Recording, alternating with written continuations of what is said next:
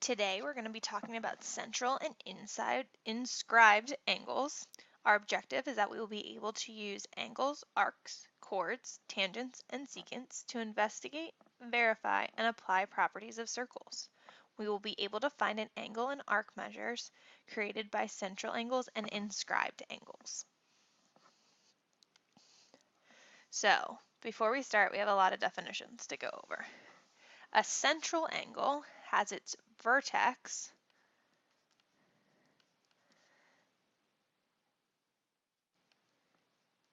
as the center of the circle. So an example would be angle APB, A to P.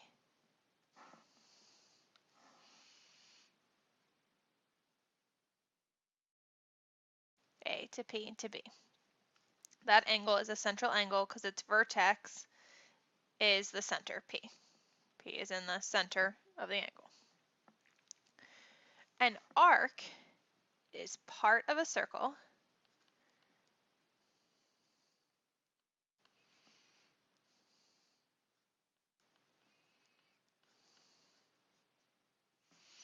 so if we have angle A, P, B, the arc that it crosses, we extend it. The arc that's intercepted is the arc that's right there, so arc A, B. Now, let's say angle ABP was 80 degrees. Then the measure of arc AB would also be 80 degrees. A minor arc is an arc that's less than half of the circle.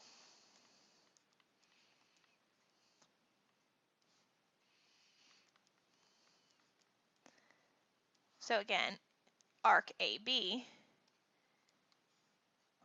is only about maybe a quarter of the circle. So arc AB is a minor arc.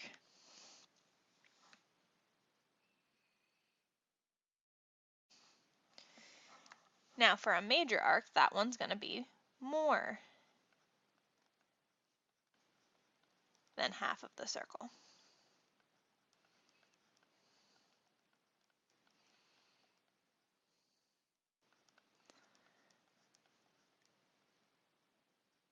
So that we would be something from A all the way around here to C to B. Major arcs, we used 3 letters to name them, so we know that we're going the long way around the circle. So that would be something like arc A, C, B, because it has the same endpoints as the minor arc AB, but we know that we have to go all the way around to C before we hit B. So major arcs are going to have 3 letters in their names. A semicircle is exactly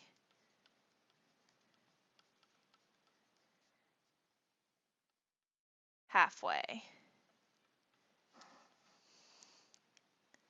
around the circle.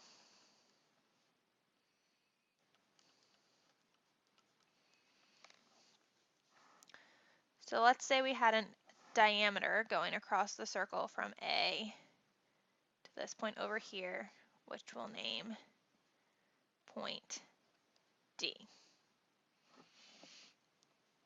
Arc AD would be a semicircle, and since it's halfway, it would be 180 degrees around.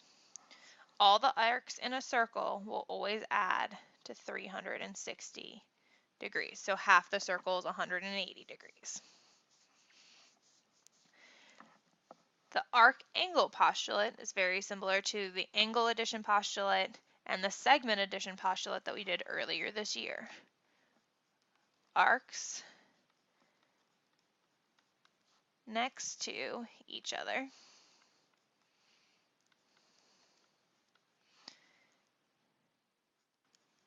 can can be added together.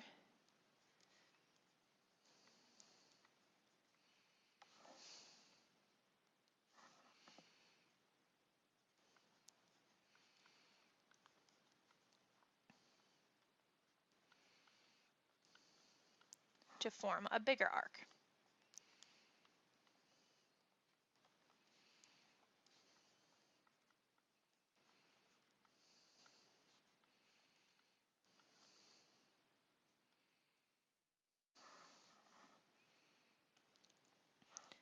All right, so let's look at some examples.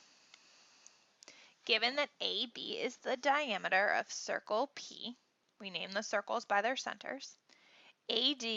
Arc AD is congruent to arc BE, so AD and BE are congruent. Arc BF is congruent to arc DE, and arc DE is 80 degrees. This is 80, so this is also 80. Now we know this whole thing, A to B, the arc AB, has to be 180 degrees because it's the diameter. So that's halfway around. So 180 minus the 80 degrees that we already have there leaves us with 100 degrees for BE and DA. Well, since they're the same, we're going to cut that in half. That leaves us 50 degrees here and 50 degrees here. Now, arc AFB is also a semicircle, so that has to make 180 degrees. 80's here, so A to F would have to be 100 degrees. I think it's easiest to fill in all the arcs possible before we start answering these questions. So, arc BE. Is it a minor arc, a major arc, or a semicircle? BE goes less than halfway, so it's a minor arc. And we already labeled that it was 50 degrees. BAE, we talked about this earlier, if it's got 3 letters, we know it's a major arc. From B to A to E, we know there's 2 different ways we can do this. We can add from B to A and add from A to E, or B to A to E just leaves out this small piece from E to B. So I'm going to do 360 minus the 50 that we're not using. So I know that it's 310 degrees. Arc FA, we already labeled as 100 degrees, and we know it's a minor arc.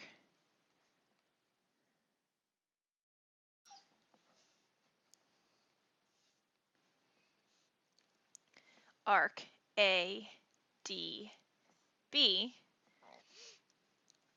Now, that's not a major arc because we didn't go more than halfway. So major arcs have to have 3 letters. Semicircles and minor arcs can have 3 letters. So from A to D to B, that's a semicircle.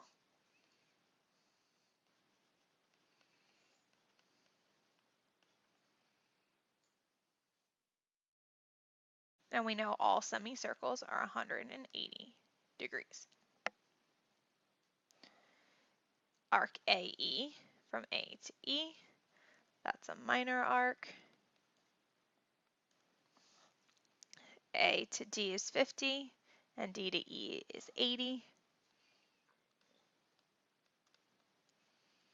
which tells us that AE is 130 degrees. FDB, F to D to B, so that's a major arc. And it's everything about this little sliver here, so 360 minus the 80 leaves us with 280 degrees. And D to F to B, again, that's a major arc. So D to A is 50, A to F is 100, plus the 80 from F to B. leaves us with it is 230 degrees.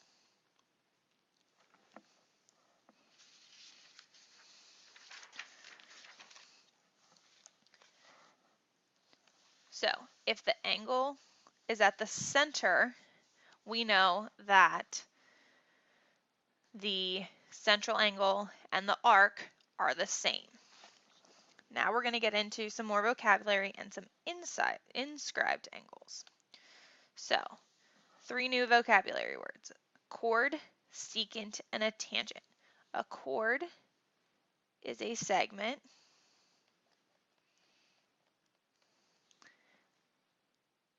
that is connecting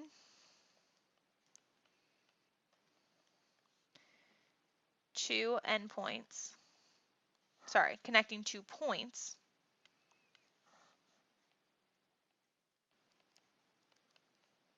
on a circle. Now, a diameter is a special chord that goes through the center, but just a regular chord doesn't have to. It's any line segment that connects one side of the circle to the other. So that would be a chord. So if this is point C and this is point D, segment CD is a chord.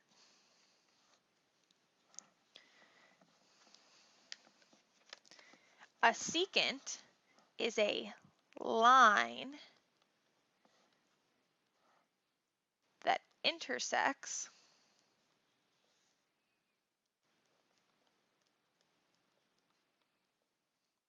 two points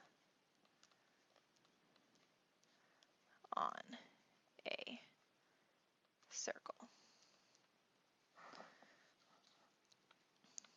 So let's say we have a line that goes like this. It's going to keep going in both directions, but it passes through the points E and F. We would say line EF is a secant line.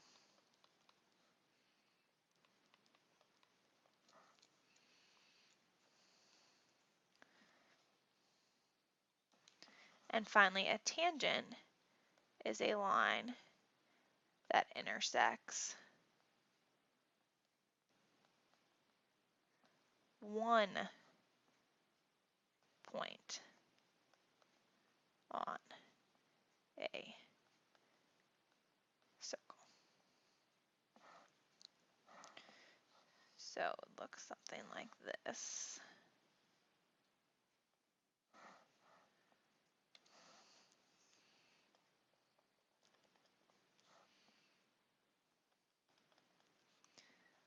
Let's say this is the point K, this is the point L. We would say that line KL is a tangent line.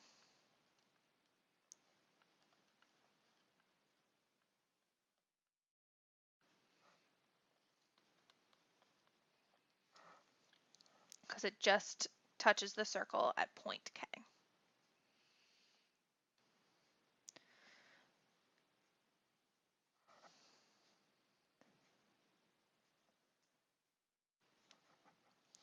Next, let's talk about an inscribed angle.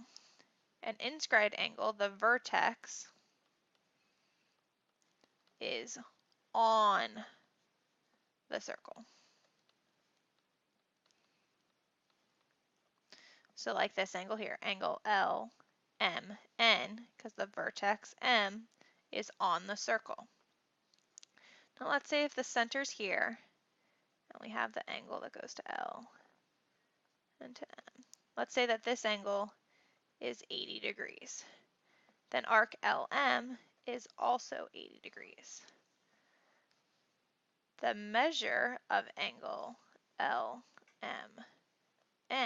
is going to equal half the measure of arc LN. So it's half the size of the arc it intersects. So let's look at this angle below. Angle X is an inscribed angle. So it's going to equal half of the arc it intersects. So this arc is 126 degrees. Be half of 126. So angle X would have to be 63 degrees.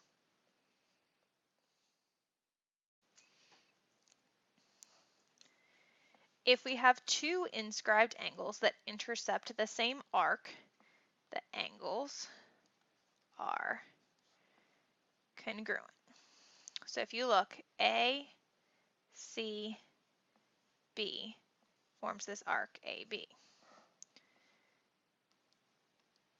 Angle ADB also intersects this arc. So therefore, angle ACB would be congruent to angle ADB. So here, angle with 5x minus 2, that intersects this arc here, but so does the angle with 4x plus 9, so they have to be equal.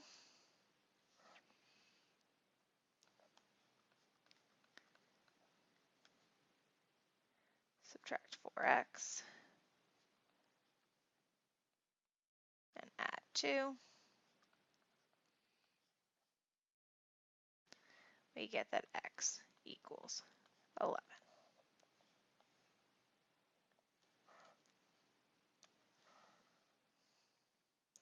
Our last three examples.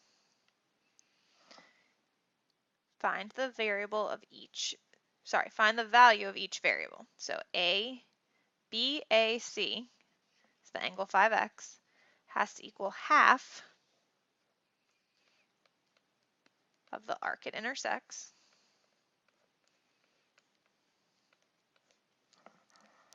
Now normally we would distribute the 1/2, but that's going to leave us with fractions. So I'm going to multiply both sides by 2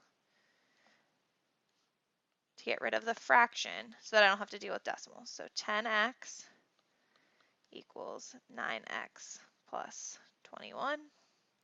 Subtract the 9x and I just get that x equals 21.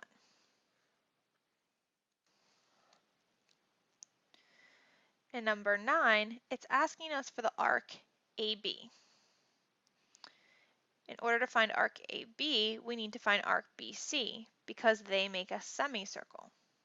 If angle BAC is 20 and it's an inscribed angle, then the arc outside would have to be twice that much, which is 40 degrees. And since ABC is a semicircle, if BC is 40, then arc AB would have to be the other 140 degrees.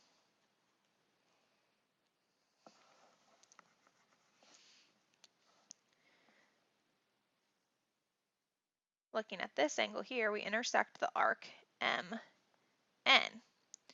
If the angle is 90, it would have to equal half of 2x plus 10. Distribute the 1/2. 90 equals x plus 5. If we subtract the 5, we get that x is equal to 85.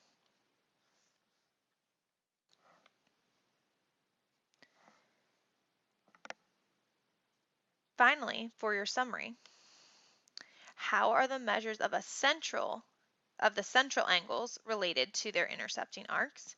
And how are the measures of inscribed angles related to the measures of their intersecting arcs? That's all for today. See you in